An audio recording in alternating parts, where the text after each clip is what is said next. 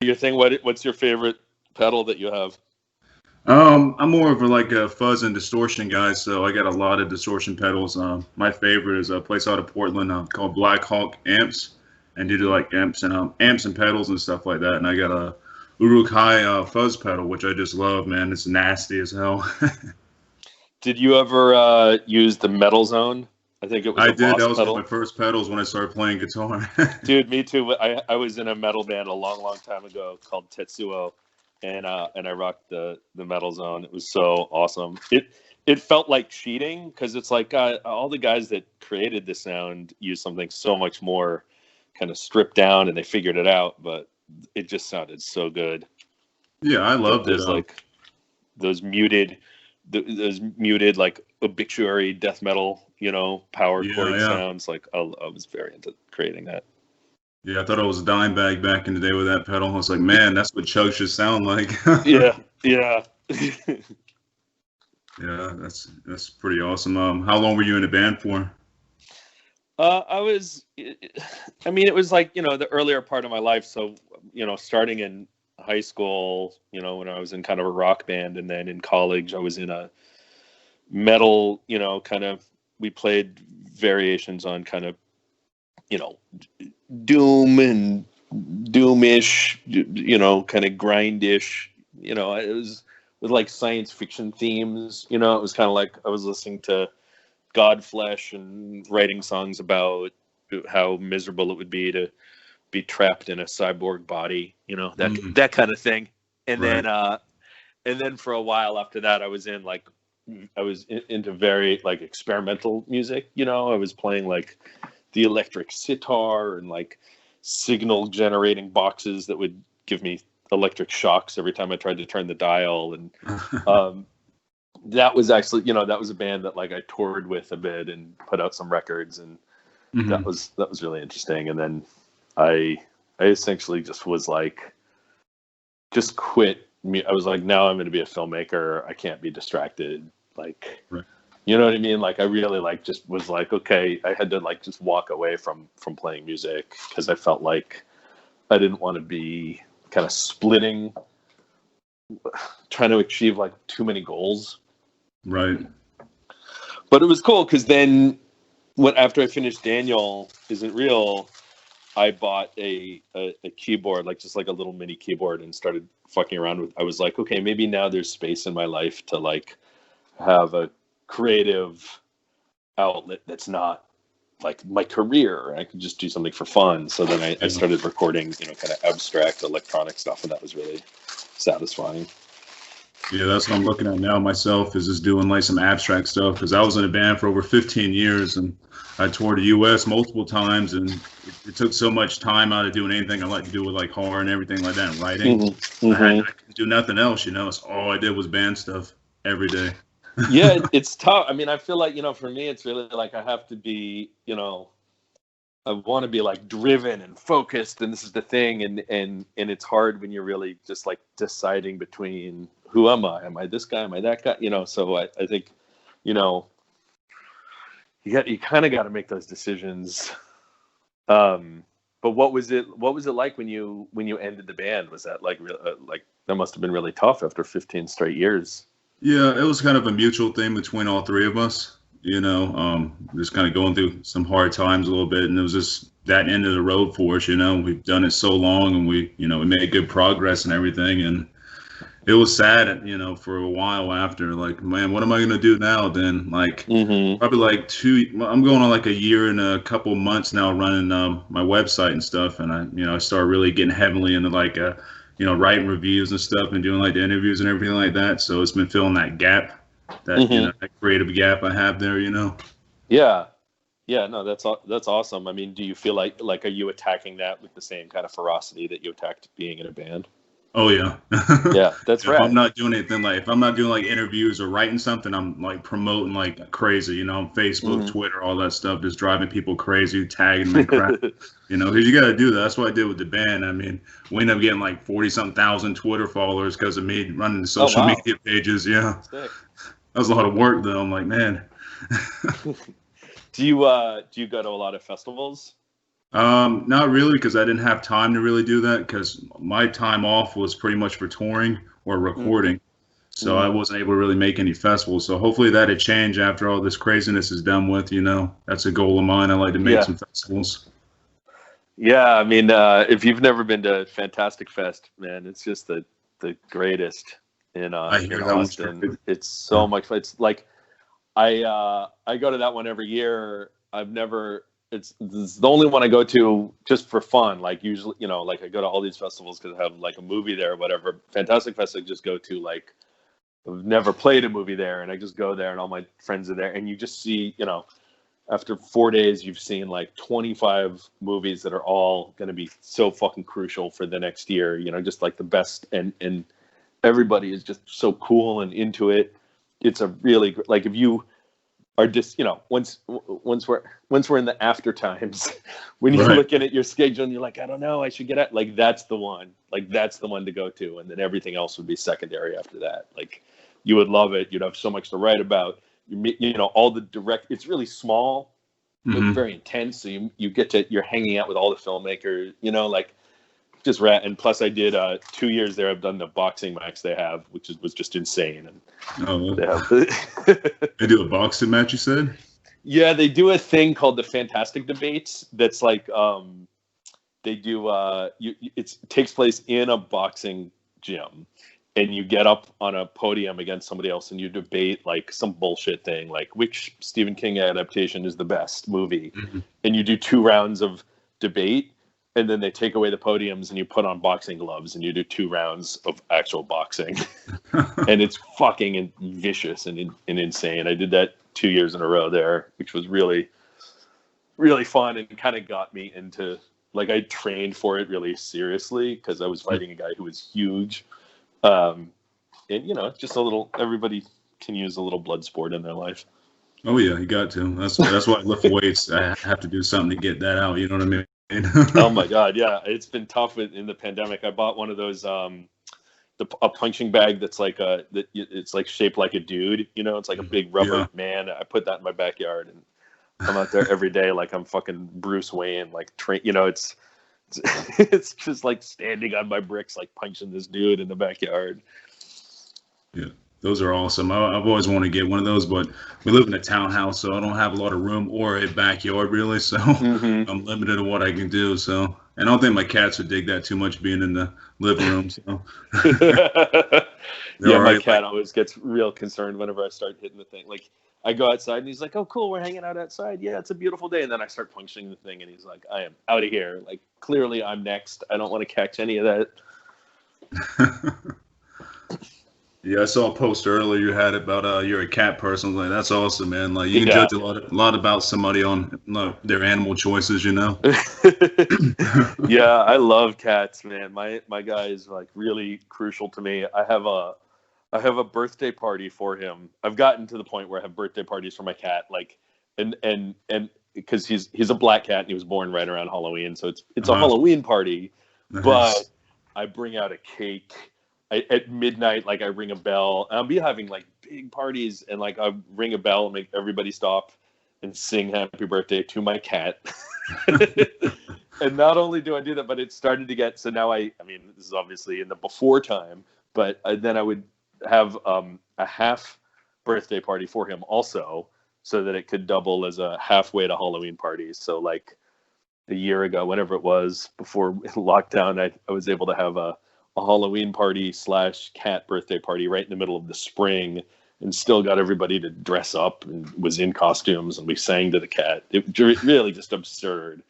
But, you got to give, cats are so ridiculous, like they're really like malleable to your sensibility of like what could be cool to do with them. And they kind of scorn you, but they dig it at the same time. It's such a funny relationship.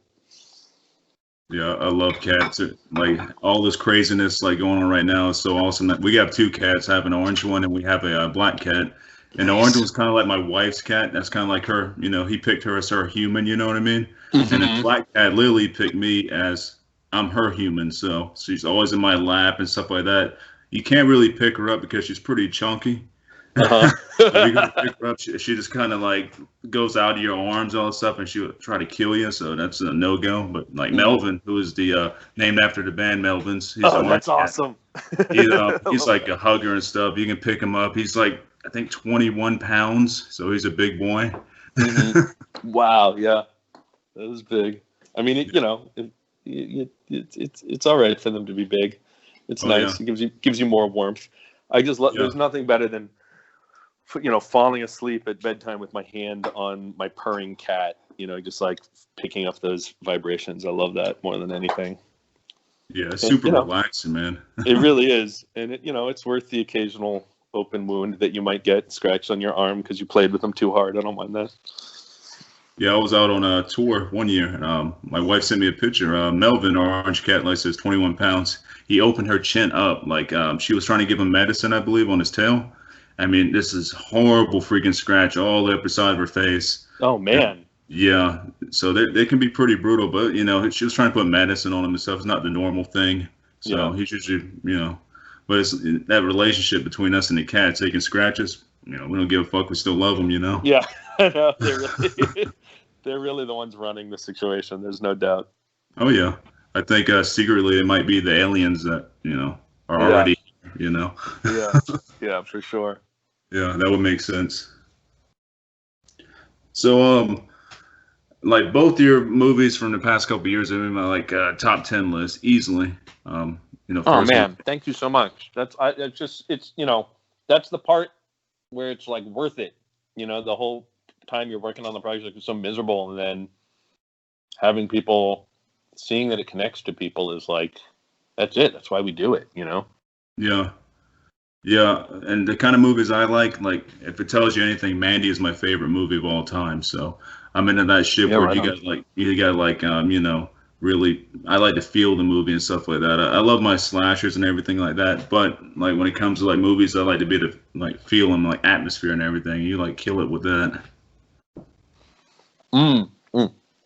Yeah, man. No, thank you. That's the thing that's really important to me about movies is if you can reduce a movie down to its Wikipedia article or what happens, that to me, that's not what a movie is for. You know what I mean? It's the movie needs to be the world that you feel and the way that it's expressed. It's it's not what happens, it's how it happens. It's right. How does that make you feel? And that's really been I think the thing that I've been pursuing to understand about filmmaking and understand about movies is creating these feelings, creating this kind of immersive sensibility. It's why I'm so obsessed with the colors and the sound, and saying okay, well, I'm going to make a movie about this depowered crazy person, maybe superhero that really could go in any direction, but for me that was that's kind of the way into doing this thing that's going to be all about the feeling of it, and so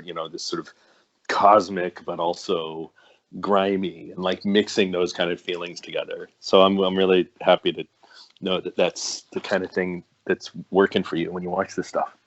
Oh yeah. With Archenemy, what were your inspirations in making Archenemy? What got you motivated? I think one of the things that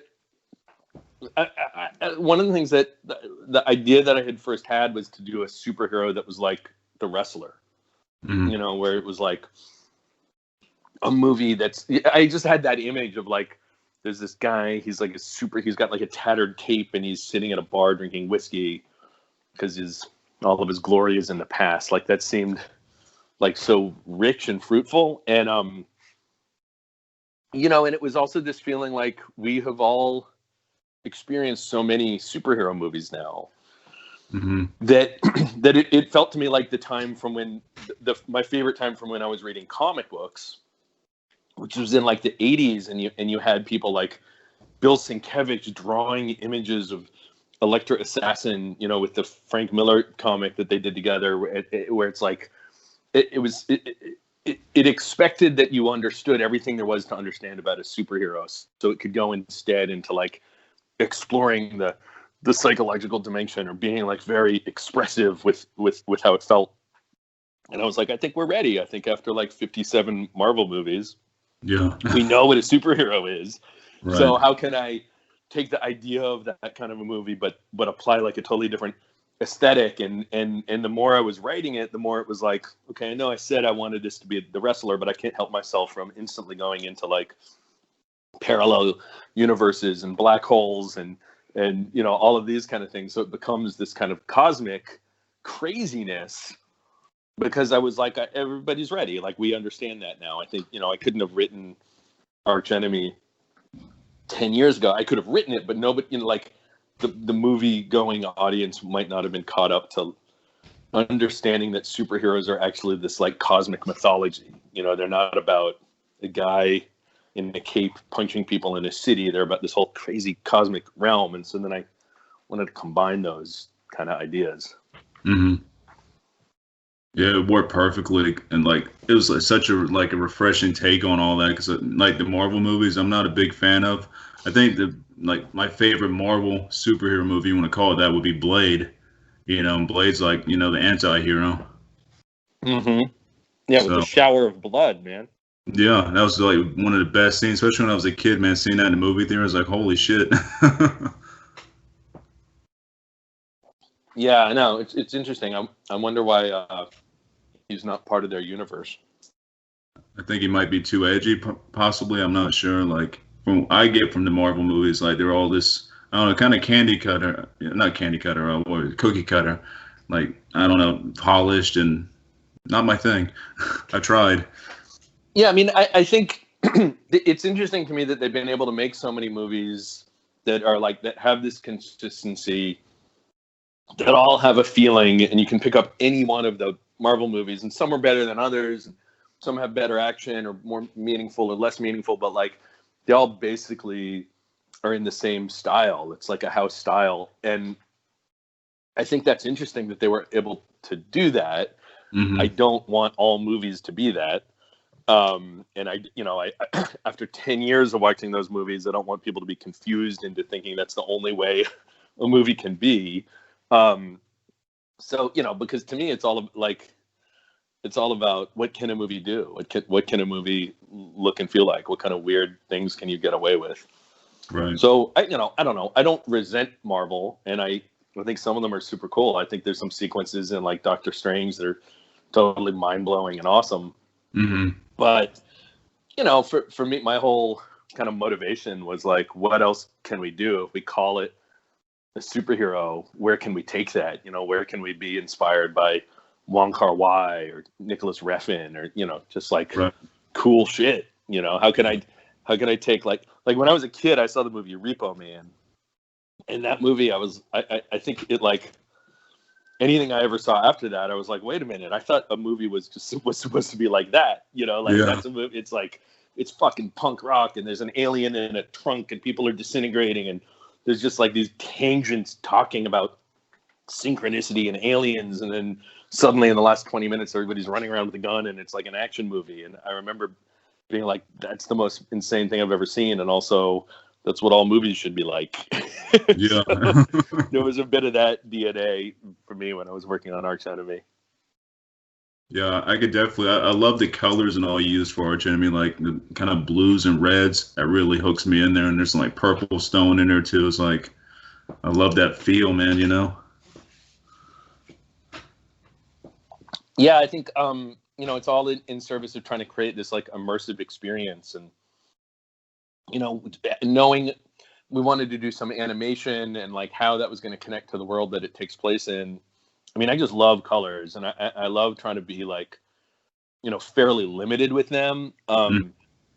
Like sometimes my costume designer in Archenemy, and Michelle Lane, and obviously she's brilliant, and all of the characters are so cool looking, but like sometimes she'd come at me like, here's this shirt I want her to wear, like it's got all these different colors on it, and I'd be like, no, it has to only be blue. We're in the blue part of the movie, only blue. And she'd look at me like I was insane, but then we'd go back and look at it, and she'd be like, oh, I get it now. It's like, that's the whole, it's defining the I think the more you limit colors, the more that the colors you put in start to be really meaningful. Mm-hmm. Soundtrack too. Had a lot to do with that film. Like the soundtrack really, also drew me into it and stuff. I got that same feeling from Daniel Isn't Real as well. So I mean, I guess music does play a big giant part in your films, I would think. Yeah, and having been a musician, I think that's probably a thing I'm super attuned to, and using music probably in ways that are more overpowering than simply being punctuations to the story, but really, like, I mean, in both those movies there's just constant music, constant soundtrack, and constant sound. And I mean, in some ways I think in the future I want to challenge myself to see, can I do stuff when there's less music and let the drama kind of come forward. But for these movies, like, just wanting that sort of sense of relentlessness and the Spectre Vision, the producers on the movies are really good, really good at music, and they they introduced me to Clark's music, the person that did the Daniel Isn't Real soundtrack. They gave me his albums, and they were like, we love this guy. We've always thought he'd be good at doing soundtracks, and I talked to him and sort of connected with him on that movie. My whole idea was I was like, I want it to be like Bernard Herrmann. I want it to be like the music from Vertigo, but all fucked up, and like if Trent Reznor like just put all of that music into like a industrial threshing machine. And Clark really responded to that idea, and he went and he recorded a string quartet, to like really get that like Bernard Herrmann string thriller sound, but then he brought it into his system and fucked with it and re-recorded, and I love, he was giving us so much, so many ideas, even early on, when we were editing, we were able to start putting in his original music and seeing what it would feel like. And same with Archenemy. We worked with a guy named Umberto, has all these great records. I think he started out, you can tell by the name, kind of making music that was inspired by like Italian horror movies soundtracks, right? But he's like a trained composer. He went to Berklee School of Music. Like, he knows so much about music. And I was talking to him about like krautrock from the 70s, and this is a movie that's like, it's cosmic, but it's also really sweaty and drunk, and like, how can we kind of find cosmic sounds, but also just like gnarly. There's the part in Archenemy where Max is like walking. It's a long sequence of him just walking up this ramp up to a bridge, and he's wearing his cape, and it's this kind of like guitar driven music that's playing, and it goes into the animation sequence. And I was talking to Umberto, and I was like, it should sound like a band that's really drunk, like this heavy distorted guitar band, but they're drunk. It's like a stoner metal band, but they're fucked up. They can't quite play in sync.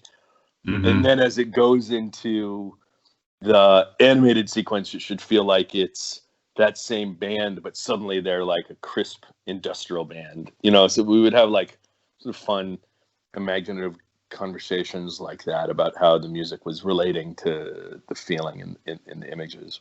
Right. Yeah, to me, I think music can make or break a film. There's a lot of cool films out there with horrible scores, and it's not the same for me.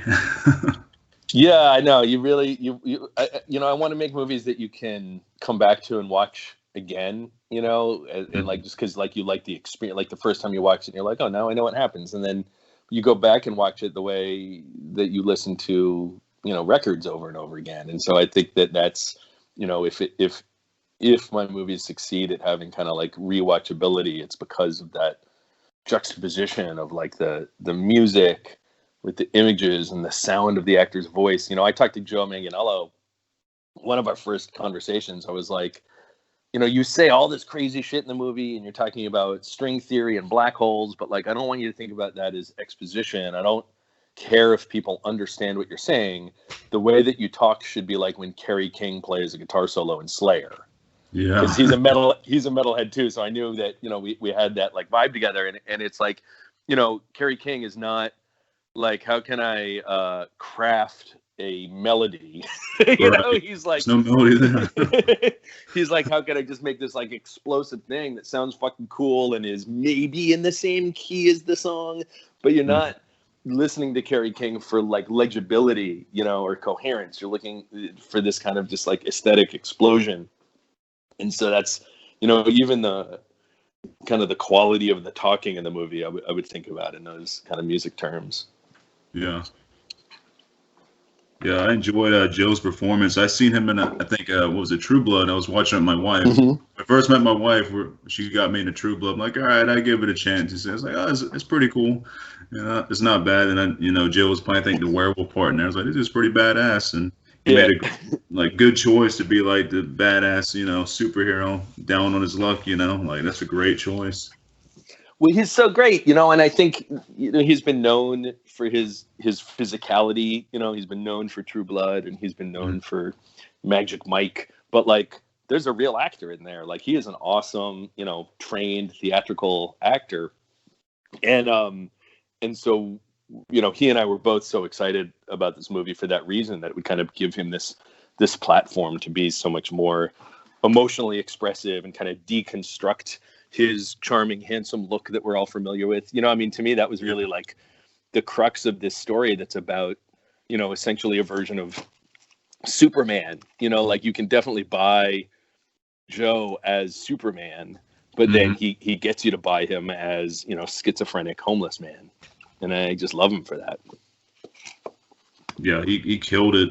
And also, I thought it was cool having Glenn from Always Sunny in Philadelphia be like pretty much one of the arch enemies in there, of Archenemy. I was like, man, that's awesome, because I'm a big Always Sunny fan. Me too. I love that show. I've been watching it since the first season, and so it was such a trip to be able to have Glenn, who, you know, I think similar to Joe, he was like, you know, I want to act. I'm here to be an actor. Like, I love doing my show and I love being funny, but I'm an actor. Like, what can we do with this character? And you know, and again, it was so rad to have somebody sort of that talented and that capable of being menacing and psychotic. I mean, you know, you could take Always Sunny in Philadelphia and like make a couple adjustments, and he would be like American Psycho. You know, I mean, he's just so good at being psychotic. And so with Archenemy, it was like, you know, it's still heightened, it's still colorful and weird, but he's, you know, he gets to be like kind of menacing and maybe like a more dramatic, upsetting kind of way, and also still be funny. I mean, I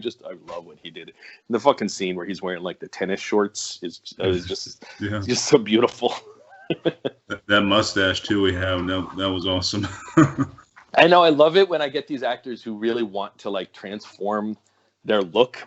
You know, I think Glenn was looking at this as an opportunity. He's like, I'm going to do something different. I don't want to show up and just look like Dennis.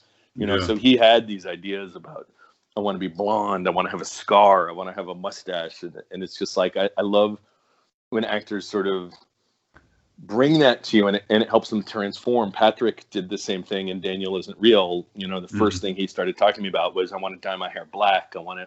Here's what I think I should be wearing. You know, he was very involved in kind of the creation of the physical presence, which I think can help actors to feel like they are somebody else, you know, to feel like they are a different person, they're a different character. They're not playing themselves. They're playing this like weirdo in this new style that they've created.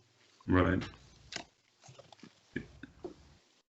Yeah, he definitely filled that role well. Yeah. It's like, dude, that's Glenn from Always Sunny.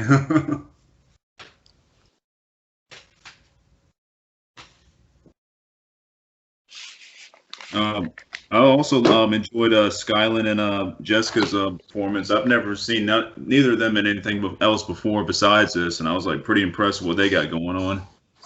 Yeah, Skyline's great. Do you mean Jessica played the woman at Trendable? Do you mean Zoli, who plays Skyline's Yeah, I'm sister? sorry. Yeah, Zoli. Yeah. Sorry about that. Yeah. Yeah, Zoli is like a superstar, man. She's like, you know, that was a character on the page. Indigo is really written to be like, she's colorful, she's energetic, like she's doing this dark thing, but you know, you can tell that she's a really imaginative, interesting person. And when I met Zoli, she was just so like, oh, she is that person. Like she's got those giant eyes, and she's just like so cool. And Skyline's lovely, man. Like that was a character that we needed to kind of believe that we want to protect, and that he's just really a good person. He's like trying to get his thing out there. I did some sessions with them just having the two of them just kind of be brother and sister and see what that would feel like. And I think they really just did a lovely job. I would definitely work with them again. They were awesome. Yeah, and she played Indigo. Zoe is in the TV show about the history of the Wu-Tang Clan. So she plays the RZA's sister, which I just thought was such a dope kind of pedigree. All throughout the shoot, I was constantly challenging her to a rap battle, but she didn't really want to do that with me. I think she was trying to protect my ego. She didn't want to embarrass me. Yeah, she definitely gives off the like presence of badass. You know what I mean? Like, she seems badass. Yeah. You think, or you plan on like expanding this universe and like having some sequels based off this same universe, or? I would really like to. I thought about the whole universe of the story pretty deeply, and I wrote an outline for, I think, what could be maybe a graphic novel sequel that kind of picks up where the movie ends, but then also goes backwards and tells you, stories from before the movie starts. Mm-hmm. And I've also thought a lot about how it's actually connected to Daniel Isn't Real. Like in both of the movies, you can see this kind of cosmic vortex, and I was thinking of doing something that could connect them together. I would love to do that. I don't have a lot of immediate control over whether or not that's something that could happen, but certainly the stories are there for me, and it would be rad to go back and do more stuff in those worlds for sure. I would love to do that. That would be awesome. How do you enjoy working with Spectre Vision? I'm pretty much like I'm a number one fan guy for them. Like, everything was gold to me. So. Me too, man. I was a fan before I started working with them. I don't know if you remember back when the company first started, they were called Woodshed, and I remember even briefly back then when they were called Woodshed, and I was trying to get my first movie made, and I was like, I got to get in touch with these guys. Like they're so clearly on the same wavelength as what I'm doing, but I couldn't get in touch with them. I emailed them and wouldn't hear back and stuff. And then I made my first movie, and then met them at a festival. And I was like, "You guys, oh my God, you're Spectre Vision. Like, you got to check out my movie." And so I was really coming at them as, a fan of what they were doing and what they represented. So it's been like amazing to wind up working with them. And with Spectre Vision, you're not like trying to manipulate them into making the weird movie you're trying to make or whatever. It's like this really honest, like everybody's all there to make the same kind of movie, and like they really believe in this like very specific sort of vision, and they believe in like the emotional reality, the emotional depth of genre stories, and and they're like psychedelic weirdos, and you combine those two things together, that like emotional intensity and an interest in kind of like floating into the ultra terrestrial, noosphere. And it's like, okay, these are my people. And when I communicate to them about what I'm trying to do with the story, or why I have a scene this way, or, you got to help me figure this thing out, like we're totally on the same page. Yeah. And I believe Elijah Wood is like the main man over there, correct? Yeah, he's partners with two other people, with Daniel Noah and Lisa Whalen, and so yeah, it's awesome working with a producer, working with Elijah, who has, he's worked with so many of the best directors and been in so many incredible movies, and he just has like such a finely honed kind of sensibility and taste for things that are going to work. So I love having him available to us, and hey man, what do you think about this music, or what should we do here? Like he's great. Yeah, he seems like he might be a metalhead too. Am I correct on that one? I haven't heard him talk about metal much. I know, he's super into music, and he has, he's got like a wall of records that you need like a big tall stepladder to get up. He's just he's super into music. Like you could go very, very deep in a lot of different directions about music with him. Yeah, I try to stay pretty diverse myself. Like metal's my number one, but I like a lot of like Drab Majesty and stuff like that. Like Drab Majesty is like my favorite shit right now. I fucking love Hmm. Drab Majesty. I don't know if you listen to them or not, but No, I haven't. I haven't heard them. I'll have to check them out. oh, if you're into like old school like '80s and like Depeche Mode kind of The Cure stuff like that, but add Hmm. like a modern day touch with the synthesizers and stuff to it, and Hmm. super dark. You got Drab Hmm. Majesty. Right on. Yeah, Cool. yeah. What were some of your like, or what are some of your favorite horror movies like from let's say the past 20 years? Like, what's a few of them that you really really like? Martyrs was such a big one for me. When I saw, there was a period of time when I first saw kind of at a whole bunch of those French movies. Martyrs was one, and Calvaire was another one.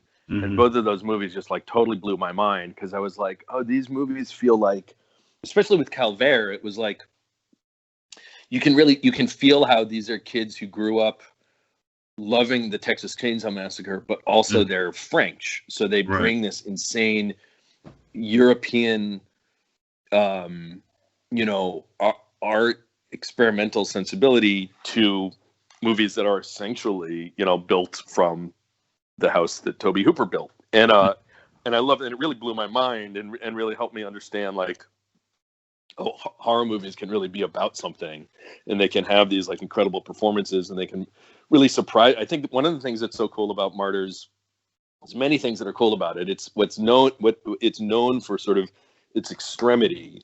But the thing that's really remarkable about it is how surprising it is, minute to minute. Like it's like, oh my god, now they're doing this. Oh my god, oh it's real. Oh, it's not real. Oh my god, I can't believe Hmm. she shot her. Like it's all crazy, like crazy storytelling. And then I think by the third time I watched it, when you kind of get past the brutality of it, I was like, oh, it's actually a beautiful movie about love and friendship Right. in the extreme language of a horror movie. So there, I just love that movie so much. I mean, it's always coming back to the French. Like I thought Raw was one of the best horror movies I've seen in years and years. I think she did such a beautiful job at telling a story about, a young girl in college, and it's like, who is Hmm. she and her identity and her sexuality, but it's like this insane cannibal movie at the same time. Right. And I just loved that imagery. What are my other favorite horror? The Adam Wingard's early movie, A Horrible Way to Die, made Oh a yeah, yeah. huge impact on me, and it's why I was so stoked to be able to get Amy Seimetz to be in Archenemy. I think Horrible Way to Die was probably the first movie of hers that I had seen, Uh-huh. and again, that's another one where it's like it's like a drama about recovery and trauma and healing, and but also totally insane Yeah. serial killer hook. And I love it when because Cronenberg is one of my all-time favorite directors, and I think Yeah. that he really early on, you look at a movie like The Brood, which is just mental, but it's also his way of processing a divorce, Hmm. his divorce. And and I think that horror movies are always at their best when they're coming from like a really personal, kind of driving obsession or emotional fascination, and then you turn that into the horror vibe. Larry Fessenden does that too, a movie like Habit, which is Yeah. about alcoholism and broken relationships, but it's also a vampire. And like that's always what I look for in horror, is that uh, that feeling that it's about something real, but also is taking crazy chances. I think horror movies let you do things cinematically. You look at some of the experimentation in like Midsummer, Right. and especially the first 20 minutes of that movie, where suddenly you're seeing that the parent's death, and like the way that it's filmed is just so insane. And you can do these things in horror that I think it's harder to do when you're in a different sort of genre space. Hmm. Yeah, totally agree on that. I remember with Adam Wingard, one of my favorite films from him was what was it, The Guest? Yeah, Man, that shit blew guess me is great. away. Yeah, it's such a great kind of aesthetic exploration, and you think it's one thing when it starts, and suddenly you're partway through the movie, and you're like, holy shit, this is like the fucking Terminator. Like, what is Yeah. going? Like, where are we? It's so cool. I love it when when genres, just like slither around corners like that and become something that you weren't expecting. Mm-hmm. Yeah, it's a nice little surprise for sure. What would you say was your favorite last year? Anything that really caught your eye last year, movie wise? I really liked The Hunt, man. Like, I thought that movie was so surprising and Mm-hmm. cool. And like, the first 20 minutes, everybody is just being like horrifically eviscerated, and you have no idea who the main character even is. And then Betty Gilpin comes in with a performance that like reminds me of Nicolas Cage. She Yeah. was just like totally on fire in that movie in a way that I don't think any of us were ready for. So I thought that was, just so, I don't know, sort of bold and insane. Mm-hmm.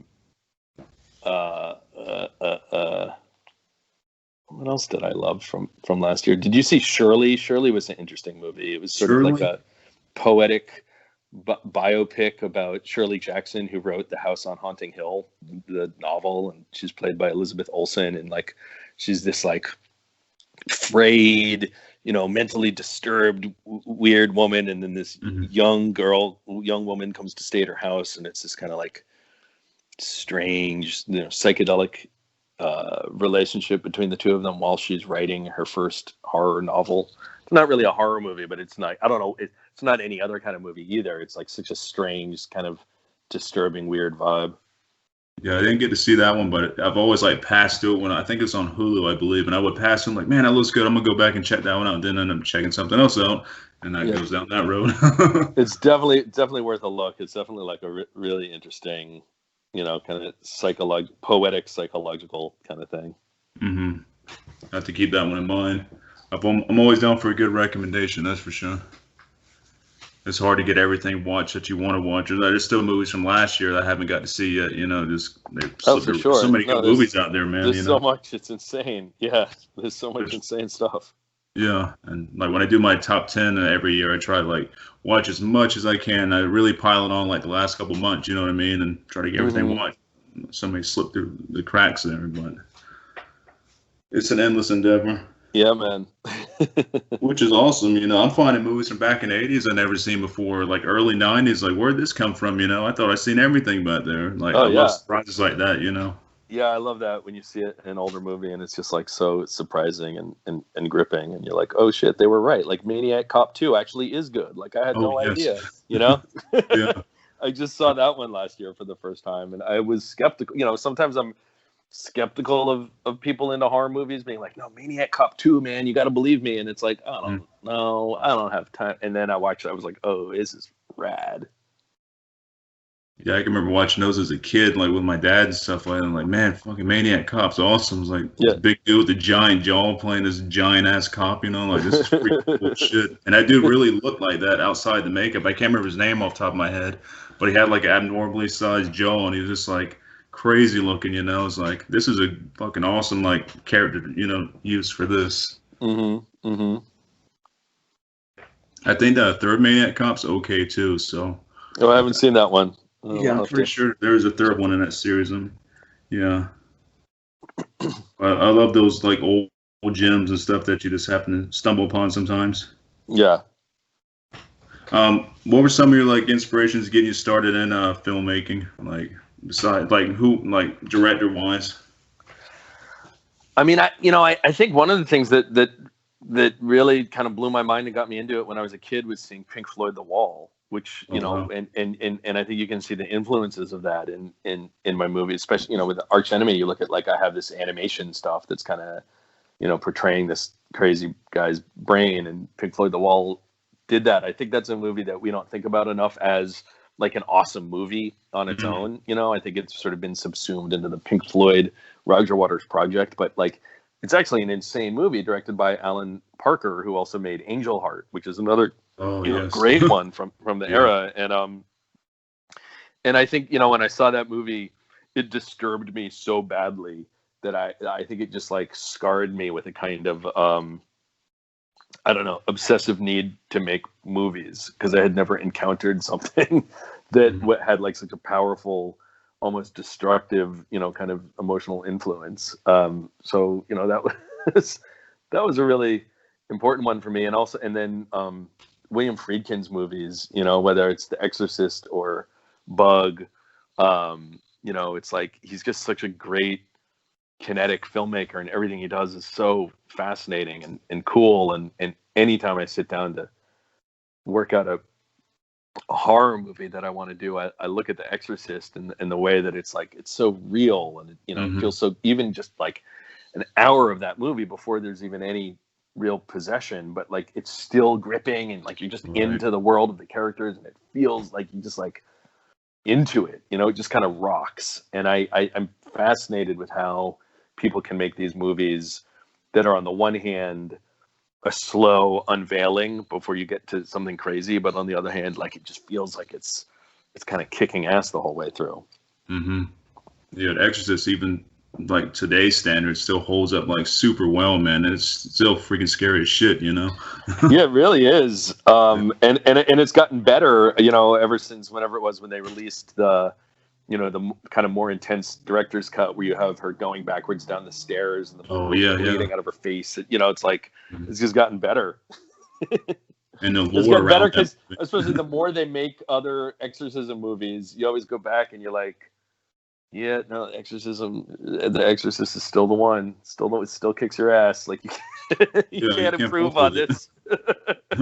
Like it created a whole genre because it was so successful. But also, I mean, there have been some other good ones, you know, that when they take a totally different turn, like The Exorcism of Emily Rose is kind of a cool movie, you know, and it's not trying to compete with what The Exorcist did. It's doing its own thing. Right. You know, but anytime, you know, it's like how many other movies have we seen where there's like some young girl screaming like, your mother sucks my dick, and you're like, okay, I've seen this before, man. But when you see it in The Exorcist, you're like, oh my god, what, this is horrific. Yeah, I mean, there's people that watch it now, like I guess the younger generation, to check it out now, they're like, what the fuck is this? Like, this came out when, you know? It's like, Seriously. I'm also a big fan of the third movie as well. Like, the third one's fucking awesome.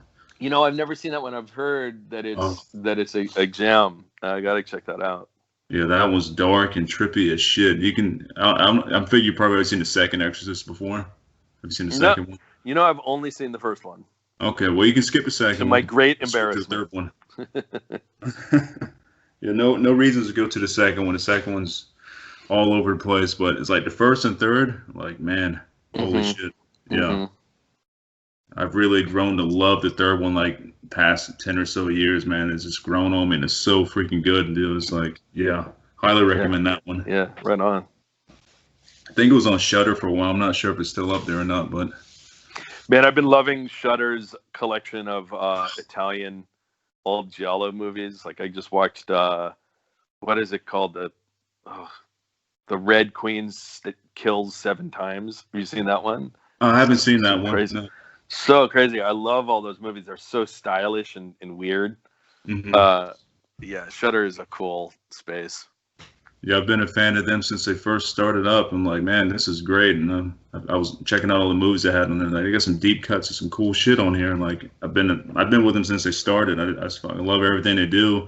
And then they do like the movie marathons on Friday. You know, when the season's up, like Joe Bob and stuff. And I love that because it's like brings me back to being a kid again, where like you have horror hosts and everything. I think that's something special. Yeah, so fun. I know. Like, I love Twitter that. and tweet. Feeling.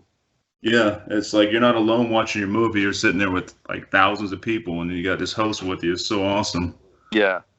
There's a guy over at Shudder named Sam Zimmerman who does a lot of the curating and, you know, finds all of these things.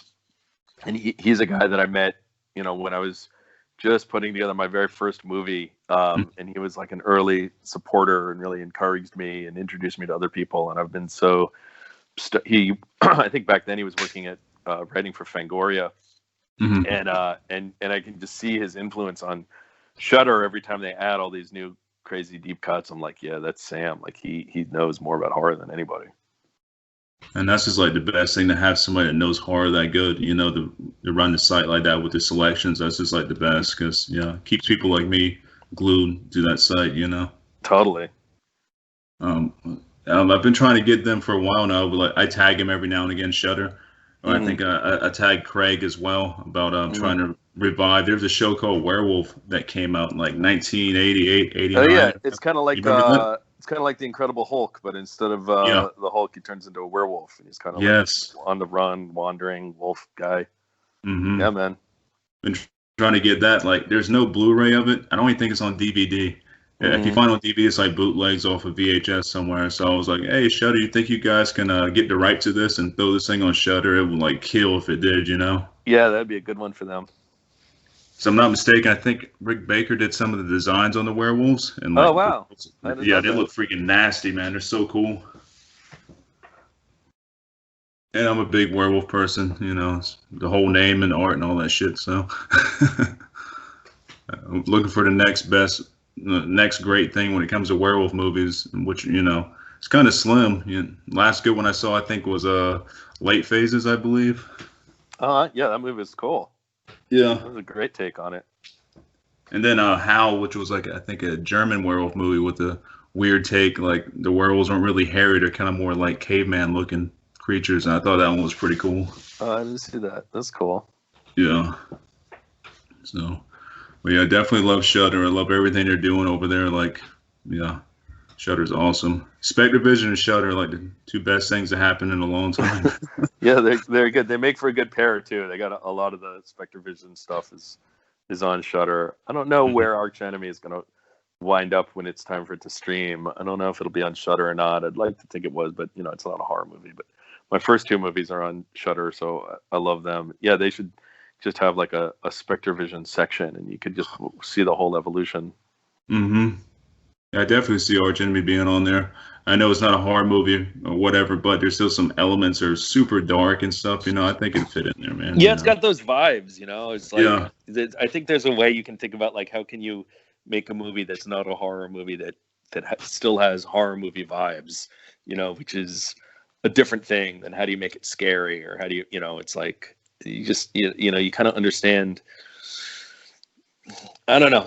It's like you said earlier. It's like that atmosphere. You know, it's like what if you shoot a superhero movie, but it's got that atmosphere of a horror film. Kind of. I like to play with that. Yeah, I don't like to like.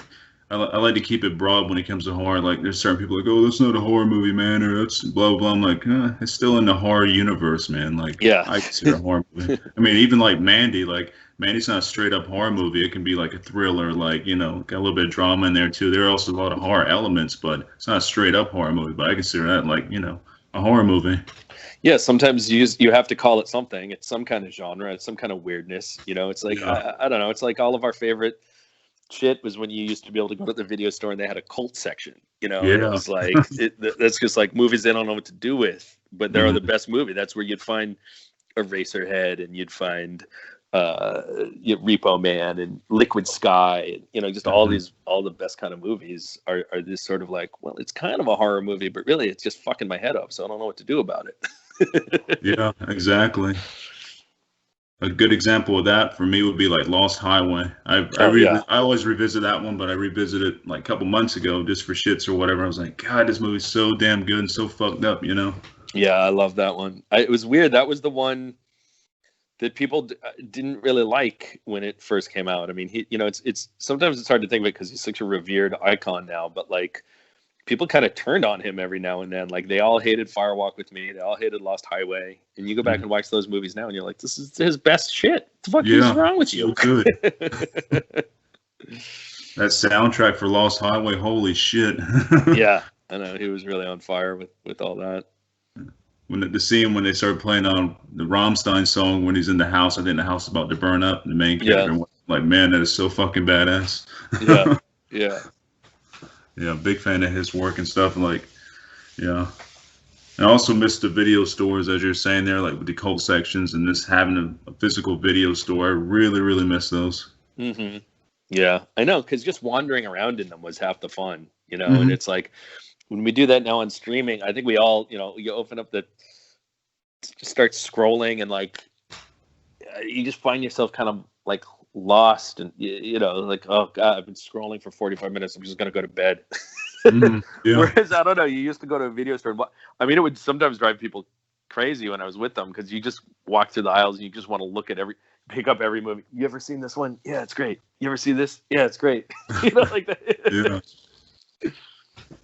And like the friendships you would make with the video store clerks, like there's a bunch of dudes and people and stuff there I would like, have conversations with about horror movies. I had a lot of knowledgeable people working at those stores, and like it's weird missing that. Yeah. I got a feeling that I think once all this shit's over with, maybe the smaller video stores make another comeback. So they were doing that for a little bit with some of like these cool little horror pop-up shops or whatever. So hopefully that comes back. That'd be cool. Yeah. I'm very optimistic. I like that. Yeah, trying to be. Physical media is still kind of king. I still collect, even though I told my wife a couple of years ago, I don't collect anymore. I'm done collecting. Yeah, I still collect stuff. So, like, as much physical media as I can get my hands on, I like, just to have is something special about that, Yeah. But I'm also thankful for streaming, especially in these crazy times. Like, it's good to have millions of choices. Oh, yeah, it's amazing. Yeah, at your fingertips. All right, well, Adam, I gotta go ahead and set my cat some food out and stuff and do my normal stuff around here. I really enjoyed the talk, man. This was awesome. Yeah, this was great. Thank you so much for inviting me to talk to you, man. I really appreciate it. Oh, I appreciate you doing it and stuff. And have a good rest of your day and stuff. And I will be looking for your next movie. Right on. Rock on, man. All right, we'll talk again soon. Oh, yeah. Take it easy. All right. Bye. Bye.